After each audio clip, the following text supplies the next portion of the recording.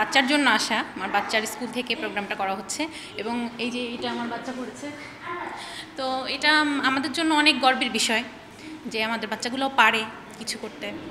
আর আমরা চাই যে অ্যাকসেপ্টেন্স, সামাজিকভাবে ওদের অ্যাকসেপ্টেন্স, কারণ এখন অটিজম সম্পর্কে অনেক মানুষ জানে ঠিক আছে, কিন্তু ওইভাবে অ্যাকসেপ্টেন্সটা নেই। কারণ হচ্ছে মানুষ জানে যে এই লক্ষণগুলো হলে অটিজম হবে বা এই লক্ষণগুলো আছে, তার মানে এই বাচ্চাটার অটিজম আছে বা এই বাচ্চাটা হয়তো স্পেশাল চাইল্ড যেটা বলে, কিন্তু এই যে একটা অ্যাকসেপ্টেন্স সামাজিকভাবে দরকার। যেমন আমার বাচ্চার অটিজম আছে, আরেকটা বাচ্চাকে আমি খেলতে দিচ্ছি না, আমার বাচ্চার মানে ওই বাচ্চার অটিজম আছে, তুমি খেলো না ওর সাথে, ও একটু আলাদা। এই জিনিসগুলো পরিবর্তনের দরকার, মানে টিপিক্যাল প্যারেন্টসদের এই জিনিসগুলো পরিবর্তন করতে হবে যে একটা বাচ্চার অটিজম আছে মানেই ওই বাচ্চাটার সাথে খেলা যাবে না, এটা তো না। আমার বাচ্চাকেও সেভাবে গড়ে তুলতে হবে, কারণ ওরা সমাজের অংশ।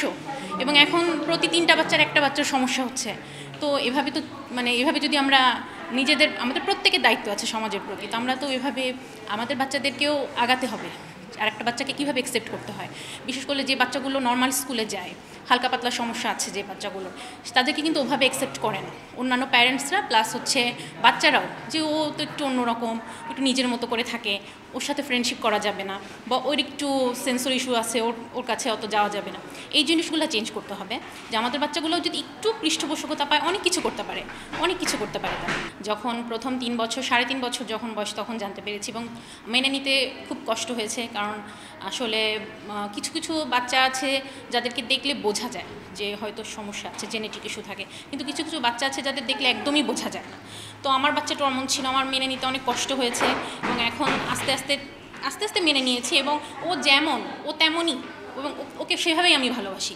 এবং ও যত ইমপ্রুভ করে, ওর পেছনে আমার যা চেষ্টা এবং সামান্য ইমপ্রুভমেন্টে আমি খুব খুশি হই, এবং ও যা করে তাতেই আমি নিজেকে খুব গর্বিত মনে করি।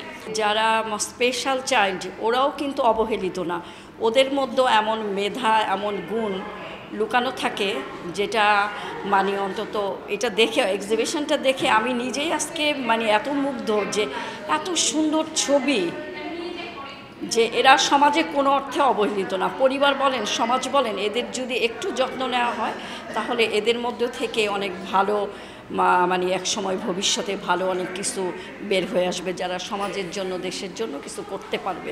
আগে যেমন একটা পরিবারে যখন ডিসেবল বা স্পেশাল চাইল্ড থাকতো, সবাই মোটামুটি এটা একটা লুকাতে চাইতো, কিন্তু এখন কিন্তু লোকজন পরিবর্তন হচ্ছে আস্তে আস্তে, এই মানসিকতা থেকে বের হয়ে আসছে যে না, এদেরকে যদি আমরা এডুকেশন দেই বা যত্ন নেই, এরাও সমাজে বোঝা না, সমাজের জন্য এরাও একটা সময়ে ভালো কিছু করতে পারবে।